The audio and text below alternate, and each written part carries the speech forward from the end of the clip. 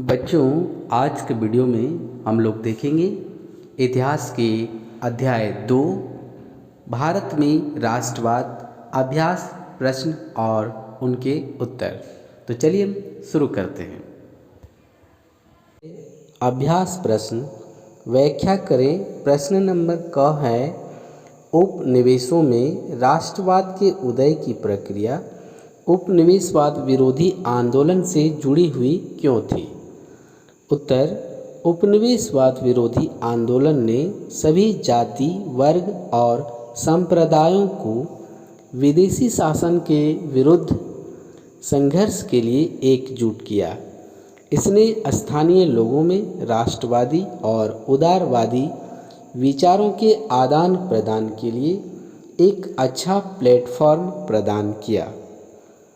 इस प्रकार हम कह सकते हैं, उपनिवेशों में राष्ट्रवाद के उदय की प्रक्रिया उपनिवेशवाद विरोधी आंदोलन से जुड़ी हुई थी। प्रश्न ख, पहले विश्व युद्ध ने भारत में राष्ट्रीय आंदोलन के विकास में किस प्रकार योगदान दिया?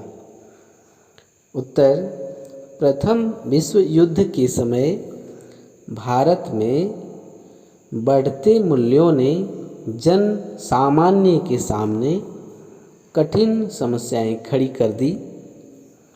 ग्रामीण इलाकों में सिपाहियों को जबरन भर्ती किया गया, जिसके कारण ग्रामीण इलाकों में व्यापक गुस्सा था। साथ ही फसलों की बर्बादी ने भारतीयों में ब्रिटिश विरोधी और राष्ट्रवादी भावनाओं को फैला दिया।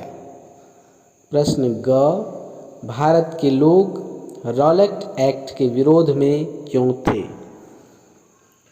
उत्तर, ब्रिटिश विरोधी भावनाओं को रोकने के क्रम में रॉलेट एक्ट के तहत भारतीय नेताओं को 2 साल तक बिना मुकदमा चलाए जेल में बंद रखा जा सकता था। इससे भारत के लोग रॉलेट एक्ट के विरोध में थे और इस एक्ट को भारत के लोगों ने काला कानून की संज्ञा दी। प्रश्न घ, गांधी जी ने असहयोग आंदोलन को वापस लेने का फैसला क्यों लिया? उत्तर, गोरखपुर के चोरा चोरी में हुई हिंसक घटना के कारण 1922 ईस्वी में गांधी जी ने असहयोग आंदोलन को वापस लेने का फैसला लिया। व्याख्या करने का क्वेश्चन 4 था और 2 नंबर प्रश्न, सत्याग्रह के विचार का क्या मतलब है? उत्तर है, सत्याग्रह जन आंदोलन का एक नया तरीका था। सत्याग्रह के विचार में सत्य की शक्ति पर आग्रह और सत्य की खोज पर जोर दिया जाता था। इसका अर्थ यह था कि अगर आपका उद्देश्य सच्चा है, यदि आपका संघर्ष अन्याय के खिलाफ है, तो उत्पीड़क से मुकाबला करने के लिए आपको किसी शारीरिक बल की आवश्यकता नहीं है।